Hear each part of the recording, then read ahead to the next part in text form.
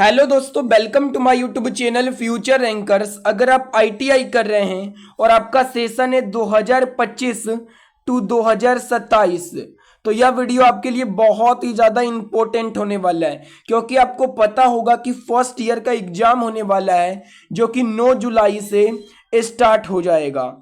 और अगर आपका ट्रेड इलेक्ट्रीशियन है तो यह वीडियो आप सबके लिए बहुत ही ज़्यादा इंपॉर्टेंट होने वाला है आपके एग्जाम के लिए, क्योंकि आईटीआई का सिलेबस कोई बच्चे पढ़ते नहीं है। तो मैं यहाँ पे आपको इलेक्ट्रीशियन का पहला चैप्टर करवाने वाला हूं, safety practice and hand tools से टॉप 30 एमसीक्यू सवाल। और आपको एग्जाम तक मैं इतने सारे क्वेश्चन करवा दूंगा, अगर आप इतना देख कर जाते हो तो आपसे एक भी क्वेश्चन नहीं छूटेगा। बस मैं जितना करवाता हूं एग्जाम तक उतना आप लोग जरूर कर लीजिएगा। तो चलिए वीडियो को स्टार्ट करते हैं। और आपको सिर्फ इसी वीडियो को नहीं देखना है, आगे मेरे चैनल पर जितने भी आईटीआई के वीडियो आएंगे उन सभी वीडियो को आपको देखना है। तो चलिए वीडियो को स्टार्ट करते हैं। पहला सवाल है, इस सुरक्षा चिन्ह का नाम क्या है? ये जो आप लोग प्लस वाला सुरक्षा चिन्ह देख रहे हैं, इसका नाम क्या है? तो इसको बोलते हैं सूचनात्मक चिन्ह। इसको क्या बोलते हैं? सूचनात्मक चिन्ह बोलते हैं, याद रखिएगा। अगला क्वेश्चन है, अग्नि का समन क्या है? तो अग्नि का समन होता है अग्नि को ऑक्सीजन की आपूर्ति से अलग करना। माने अग्नि को ऑक्सीजन ना मिले उसकी आपूर्ति से अलग करना ही अग्नि का कहलाता है क्या? समन कहलाता है। अगला सवाल है क्वेश्चन नंबर 3, निम्न में से भौतिक हानि क्या है? धूम्रपान, कंपन, क्षरण या रेडियो सक्रियता। भौतिक हानि क्या है? हो जाएगा कंपन, ये भौतिक हानि है। भौतिक हानि क्या है? तो कंपन। अगला क्वेश्चन है क्वेश्चन नंबर 4, निम्न में से अग्निरोधक को उपयोग करने का सही क्रम क्या है? अग्निरोधक का मतलब है जिससे आग बुझाया जाता है ना, जो लाल सिलेंडर होता है जिससे आग बुझाया जाता है, उसका उपयोग कैसे करते हैं? सही तरीका क्या है? तो सबसे पहले खींचना होता है। क्या? उसमें एक पिन लगा होता है, उस पिन को खींचना होता है। उसके बाद निशाना लगाना होता है, यानी कि जहां पे आग को बुझाना है वहां पे निशाना लगाना होता है। उसके बाद दबाना पड़ता है उसको और फिर घुमाना पड़ता है, ऐसे करके तब आग बुझ जाता है। तो अग्निरोधक को उपयोग करने का सही तरीका क्या है? पहले खींचना है, फिर निशाना लगाना है, फिर जो है वहां पे दबाना है और फिर उसको घुमाना है। यही सही तरीका है। अगला क्वेश्चन है क्वेश्चन नंबर 5, क्या है? 5S संकल्पना में निम्न में से कौन सा चरण स्टैंडर्डाइजेशन को इंगित करता है? 5S संकल्पना में कौन सा चरण जो स्टैंडर्डाइजेशन को इंगित करता है? तो चतुर्थ चरण, स्टेप 4, ये 5S संकल्पना में स्टैंडर्डाइजेशन को इंगित करता है, आप लोग याद रखिएगा।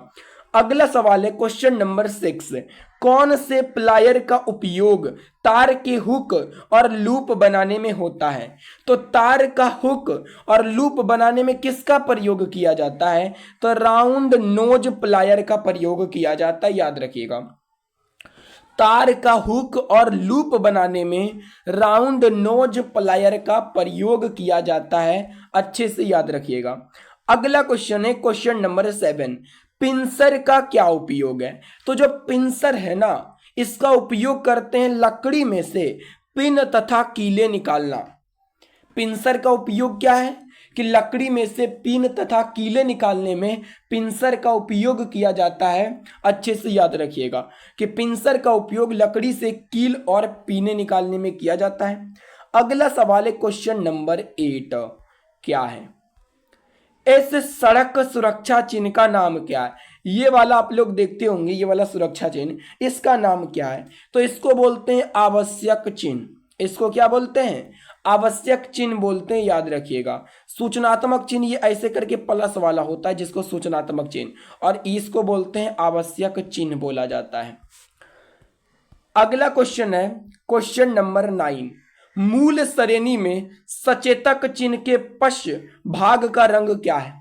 मूल श्रेणी में सचेतक चिन्ह के पश्च भाग का रंग क्या होता है? नीला, श्वेत, पीला या हरा? तो पीला होता है। मूल श्रेणी में सचेतक चिन्ह के पश्च का भाग पीला होता है।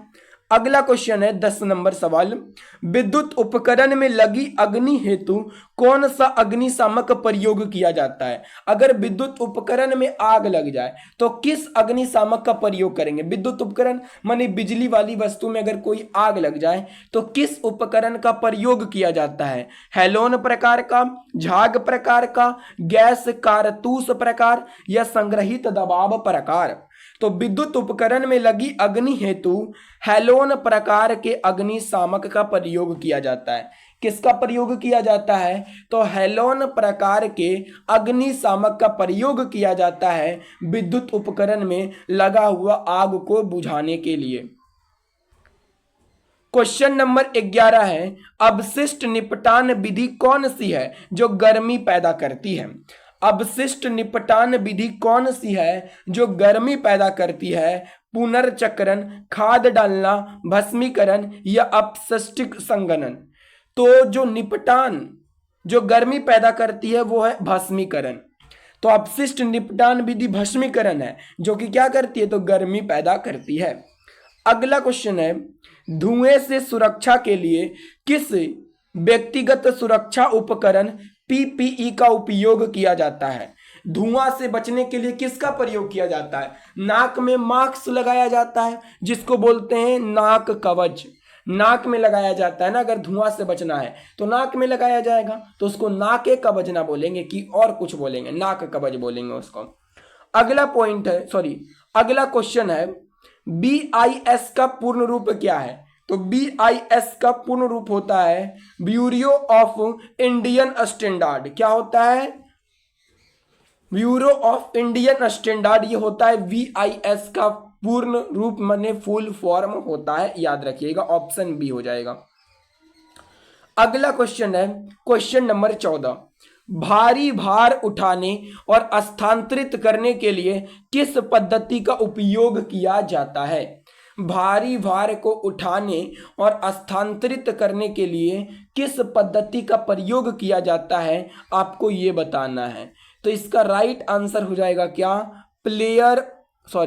क्रेन और सीलिंग का प्रयोग किया जाता है। जैसे भारी भार को उठाना है तो क्रेन का प्रयोग नहीं किया जाता, कोई भी भारी चीज को उठाना है तो भारी भार उठाने और स्थानांतरित करने के लिए किया जाता है क्रेन और स्लिंग का प्रयोग किया जाता है। आप लोग देखे होंगे ना कि भारी भार को उठाना है, कोई भी गाड़ी है उठाना है उसको, तो क्रेन का प्रयोग किया जाता है। कोई भी चीज को स्थानांतरित करना माने एक जगह से दूसरे जगह पहुंचाना है तो करते हैं स्लिंग का प्रयोग करते, याद रखिएगा। अगला सवाल है क्वेश्चन नंबर 15, आग बुझाने में स्टार्बिंग क्या है। आग बुझाने में स्टार्बिंग क्या है, आपको यह बताना है। अग्नि में ईंधन मिलाना, अग्नि से ईंधन अलग करना या जल का उपयोग करके तापमान कम करना। तो आग बुझाने में जो स्टार्बिंग क्या है, तो जल का उपयोग करके तापमान कम करना। आग कैसे बुझाते हैं, जल का उपयोग करते तापमान कम हो जाता है जिससे आग बुझ जाता है। तो उसे ही कहते हैं अग्नि माने आग बुझाने में स्टार्बिंग।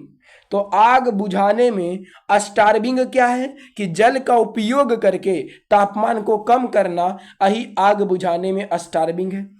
अगला सवाल है क्वेश्चन नंबर 16, पीपीई का नाम क्या है।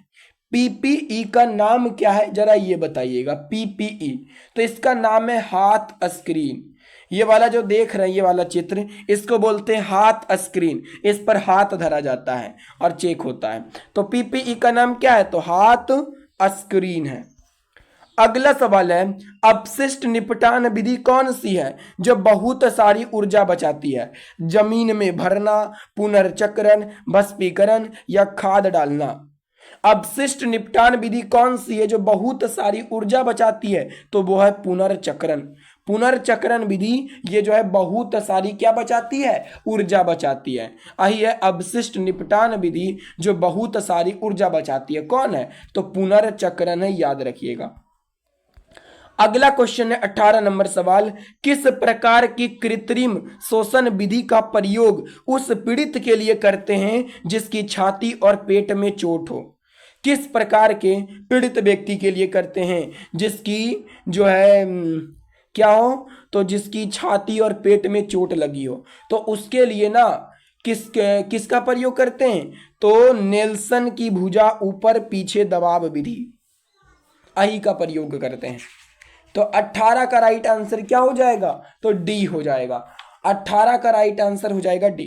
देखिए यहां पे क्या बोला है, बोला है कि किस प्रकार की कृत्रिम शोषण विधि का प्रयोग उस पीड़ित के लिए करते हैं जिसकी छाती और पेट में चोट हो।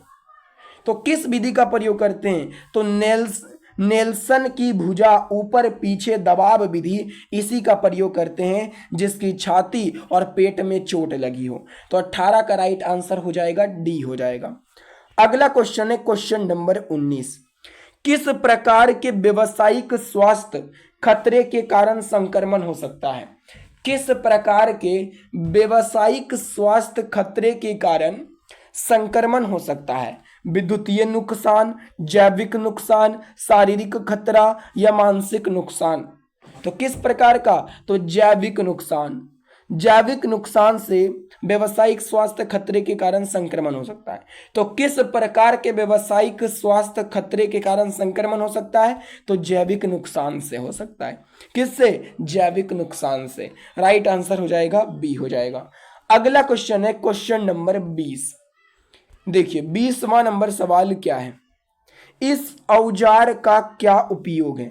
ये जो औजार देख रहे हैं इसका क्या उपयोग है, गर्म पदार्थों को पकड़ना, तारों को काटना और मोड़ना, लकड़ी से कीले निकालना, या फिर बोल्ट और नट को ढीला करना और कसना। तो ये जो उपकरण देख रहे हैं ना, इसका नाम है लकड़ी से कीले निकालना। ऐसे पकड़ पकड़ के लकड़ी से कीला निकाला जाता है इस उपकरण से। तो इस उपकरण का क्या उपयोग है, तो इस उपकरण से लकड़ी से कीला निकाला जाता है, यही इसका उपयोग है। अगला क्वेश्चन है 21 नंबर सवाल, दिल के दौरे से पीड़ित व्यक्ति को आप कैसे पहचानेंगे। मतलब जो व्यक्ति को दिल का दौरा पड़ा है उसको हम कैसे पहचानेंगे ये बताना है। तो होठों के चारों ओर नीला रंग, जिस व्यक्ति को दिल का दौरा पड़ता है ना उसके होठों के चारों ओर नीला रंग हो जाता है। क्या आ जाता है, नीला रंग आ जाता है। ऐसे हम पहचान लेंगे कि उस व्यक्ति को दिल का दौरा पड़ा है। कैसे, तो होठों के चारों ओर नीला रंग आ जाता है। अगला सवाल है, इस औजार का क्या नाम है। ये जो औजार देख रहे हैं इसका क्या नाम है, वायर स्ट्रिपर, या फिर क्रिम्पलंग टूल, या फिर कॉम्बिनेशन प्लायर, या फिर डायगोनल कटिंग प्लायर। तो ये जो औजार देख रहे हैं ना इसका नाम है डायगोनल कटिंग प्लायर। इसका क्या नाम है, डायगोनल कटिंग प्लायर। इस उपकरण का नाम है diagonal cutting plier. Right answer हो जाएगा ऑप्शन डी। अगला सवाल है क्वेश्चन नंबर 23, इस सुरक्षा चिन्ह का क्या नाम है। ये वाला जो सुरक्षा चिन्ह देख रहे हैं हाथ वाला, इस सुरक्षा चिन्ह का नाम क्या है, तो इसको बोलते हैं सूचनात्मक चिन्ह। ऐसे प्लस वाला भी रहता है तो उसको भी सूचनात्मक चिन्ह, और इसको भी बोलते हैं सूचनात्मक चिन्ह। तो इस सुरक्षा चिन्ह का नाम है सूचनात्मक चिन्ह।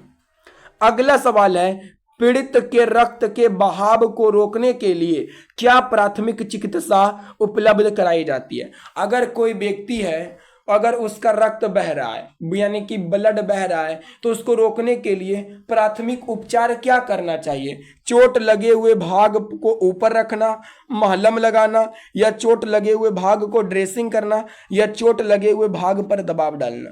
तो अगर किसी व्यक्ति के शरीर से ब्लड निकल रहा है तो प्राथमिक उपचार क्या है, तो चोट के यानी कि जहां पे चोट लगा है उस पे यानी कि चोट लगे हुए भाग पर दबाव डालना है। जैसे देखिए अगर आपके अगर अंगुली कट जाता है तो कस के दाबे रहिएगा ना, तो कुछ देर के बाद खून बंद हो जाता है ना, माने ब्लड आना बंद हो जाता है। तो सबसे पहला जो उपचार है वो क्या है, तो चोट लगे हुए भाग पर दबाव डालना है, माने कस के दबाव डालना है ताकि ब्लड आना रुक जाए। अगला क्वेश्चन है क्वेश्चन नंबर 25, पीड़ित को बचाने हेतु क्या तात्कालिक कदम उठाना चाहिए यदि वह अभी भी विद्युत शक्ति स्रोत से संपर्क में है। अगर कोई व्यक्ति को झटका लग रहा है, बिजली का झटका, और वो किसी विद्युत उपकरण के संपर्क में है तो क्या करना चाहिए आपको। देखिए हाथों को दोबारा खींचे या धक्का दें, या करना चाहिए? नहीं, हाथों को तो कभी खींचना नहीं चाहिए, क्योंकि जब आप उसके हाथ को पकड़ के खींचेंगे ना तो आपको ही करंट मार देगा, तो ये काम नहीं करना चाहिए। अपने प्राधिकारी विद्युत झटके के बारे में जानकारी दी, ये भी गलत है। आपको अपने यानी कि दूसरे को नहीं है ना बताइएगा कि देखो भाई उसको झटका लग रहा है, तब तक तो खत्म में हो जाएगा। किसी को उस व्यक्ति को छुड़ाने हेतु बुलाएं, जब तक आप बुलाएंगे तब तक वो खत्म हो जाएगा। तो सबसे अच्छा उपाय है, अगर किसी व्यक्ति को करंट लग रहा है, संयोजक को अलग करके शक्ति आपूर्ति को बंद कर दें। संयोजक माने जिससे वो सटा हुआ है, जिससे उसको करंट लग रहा है, उसको अलग कर देना। हाथ से नहीं करना है, डंडा से करना है, और शक्ति आपूर्ति को बंद कर देना है। मतलब जहां से बिजली आ रहा है ना उसको बंद कर देना, ताकि बिजली ना आए और किसी को करंट ना लगे। तो वही बोला था कि अगर कोई पीड़ित है उसको बचाने के लिए क्या कदम उठाना चाहिए। यदि वह अभी भी विद्युत शक्ति स्रोत के संपर्क में, तो क्या करना चाहिए, उसको अलग कर देना चाहिए और शक्ति आपूर्ति को बंद कर देना चाहिए।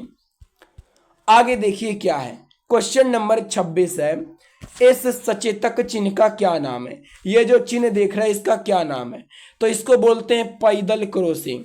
आप लोग देखे होंगे जहां से पैदल चलते हैं ना लोग, फुटपाथ, वहां पे ये वाला चिन्ह लगा होता है, तो इसको बोलते हैं पैदल क्रॉसिंग चिन्ह। इसको क्या बोलते हैं, पैदल क्रॉसिंग। मतलब जहां पे ये लगा रहता है मतलब वहां से आपको पैदल चलना है। अगला क्वेश्चन है, यदि पीड़ित को सर में चोट लगी है, क्या लगी है, यदि पीड़ित को सर में चोट लगी है और वह मर रहा हो तो उसके लिए स्वर्णिम घंटा कौन सा है। तो उसके लिए स्वर्णिम घंटा पहले 30 मिनट है।